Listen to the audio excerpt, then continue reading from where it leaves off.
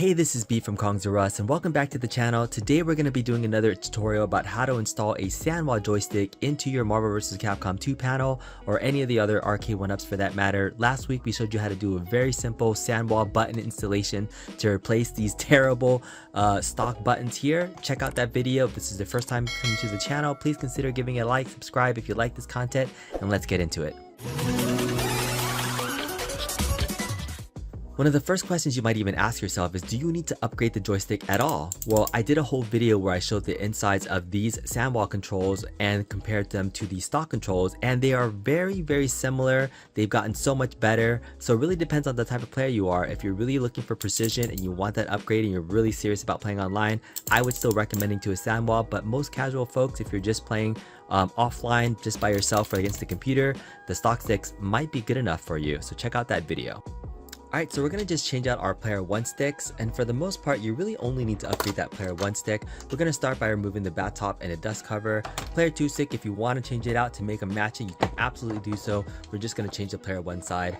I already have the back off of this, but you would remove the back cover and get to your joystick here, and let's go ahead and remove this by removing the 6 screws here.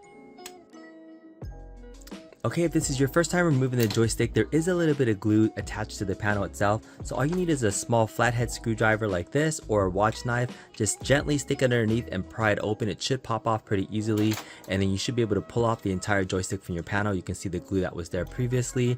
And then you also have two 4-pin connectors on this right hand side of the encoder.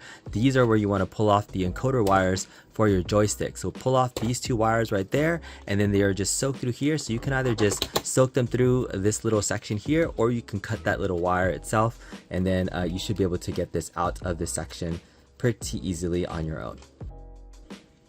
Alright, so after removing the plate, normally on the old style cabinets, what you would do is you would just take off this face plate and swap it with the genuine Sanwa plate. But the problem is I just measured it out, as you can see here, and the holes don't line up anymore. So you can no longer do a face plate swap anymore, which is really sad that they changed that out. The quality of the sticks got better, but they didn't make it easier to swap out your Sanwa controls by using the same plate. So we're going to have to be able to use this and make some new holes. So let's go ahead and get this installed.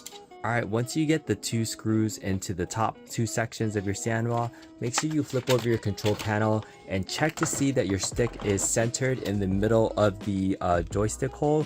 You don't want this to be off center because that could impact performance. So those 2 align should get your joystick pretty much centered. You don't have to do any extra screwing. It just goes into the top and bottom 2 screws. You technically could leave it in like this, but I wanted to secure in these other holes here. They're not pre-drilled, unfortunately, so we're going to grab a small little drill out some pilot holes for these sections here, and then screw in the other 4 screws around these corners. Okay, once you have your 4 pilot holes in, you can go ahead and screw in the other screws. I like using a power drill because it just goes a little bit faster, but feel free to take your time and use a regular screwdriver. No need to rush this, but I'm just doing this for the sake of time. Alright, so the original joystick had 2 wires going from each of the 4 micro switches into these 2 4-pin connectors on the board. But for a Sanwa, we need to change these 5 pins into 4 pins going here. So let's break down how the Sanwa connection works. When you remove the Restrictor gate, this is a square gate. Also a good time to change out to the octo gate if you're interested in doing so as well. But the Sanwa PCB is unique because it has these 5 connection points where every micro switch has a ground as well as an input terminal. So this first one is a ground that's connecting all 4 micro switches together, and then the second pin is going to this micro switch here, the third one is to this bottom one, the fourth one is to this one right here, which is connected there, and this last one is connected by this really long terminal following this maze down to this bottom right one right there. So in a nutshell, once you put it in here and you're moving your joystick, it's going to register in order down, up, right, left, and that's your 4 pins that are right here. And then here it's going to connect down, up, right, left into these pins connection. So let's go ahead and get that set up. So for me personally, I like the octo gate performance, and so I'm going to stick the stock octo gate back onto the Sanwa, and it actually works perfectly with the Sanwa as well. So I have the stock octo gate on a Sanwa control. here. Easiest installation you can do is probably getting this wire harness from DIYRetro. They provide this Sanwa harness right here and plug it into these two 4-pin connections that are already labeled right, left, up, down. All you got to do is make sure that this is facing up again towards the encoder, and you plug in the black pin all the way on the left hand side, and you're gonna just make sure that's plugged in. Okay, and then the wires, again, this is your ground. Green is down, yellow is up, orange is right, red is left. And so when you are plugging this in, you just have to make sure your right left is labeled there. It's going to go into this terminal here where it's right left, and then your green and yellow wires are going to go here. That's pretty much it. That's super simple installation. Again, you can get this from DIYRetro. I'll leave a link in the description. That's the easiest way for you to install this. You don't have to do any other wiring. Just you know, maybe tuck this away and you'll be good. Now, I just want to state, now for some reason this orientation, you have it mounted backwards and you're testing it out and you need to switch the cables, you could remount this to the right direction that you need to. Or like say your up and down is mixed up and this was just upside down, you could also just use a very small flathead screwdriver and just press into the middle of this section right here, and you should be able to gently pull out the pin and then reinsert it into the correct section. So that is one DIY option to be able to fix it in case it's the wrong direction. But Shane does a good job from DIYRetro to make sure it's pretty plug and play. But I just wanted to make sure you're aware, in case you needed to move anything around, you have the ability to take out these pins and get it to fit how you need to. And if you didn't want to buy that power wire harness, you could absolutely reuse the stock 4-pin connections and do a little bit of your own wire splicing to be able to get it into these 5 terminals here. All you need to do is cut off these wires here. Only need to have one of the grounds into this ground section there, and then everything else you can just either solder onto these points or buy one of these extra 5-pin JST connection points that have these little extra wires there. You could wire and splice everything together. If you want to see that in a future video, let me know in the comments if that's something you're interested in.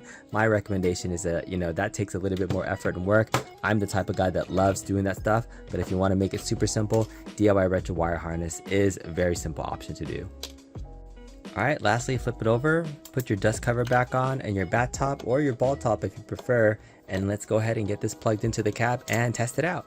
Last little tip about securing your bat top down: once you get down to you know, the bottom part where you can't turn it anymore, on the bottom of the Sanwa screws there is a little flathead section there. So if you take a flathead screwdriver and plug it in and twist your bat top, you should be able to tighten it so that it doesn't tighten anymore, and then that way it's nice and secure and it won't come off. So that's a really simple way to tighten your bat tops there.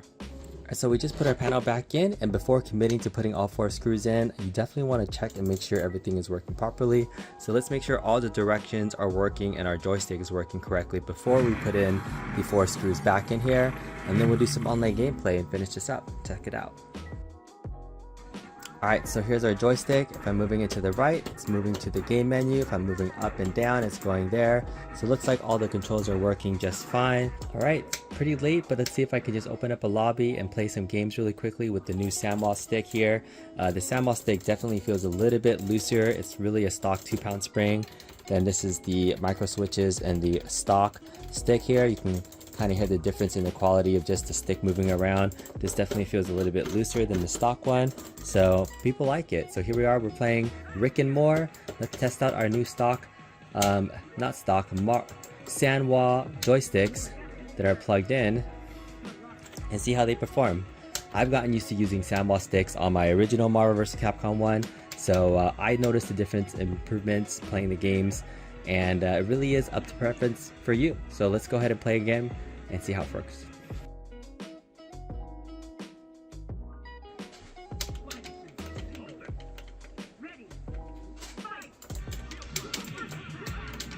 Alright, Sanwa controls are feeling pretty good. I'm a little bit delayed on my inputs, just this personal user error though. They definitely feel a little bit looser. You just have to get used to the springs. If you like them a little bit tighter, you could always upgrade the springs too. Another option to do.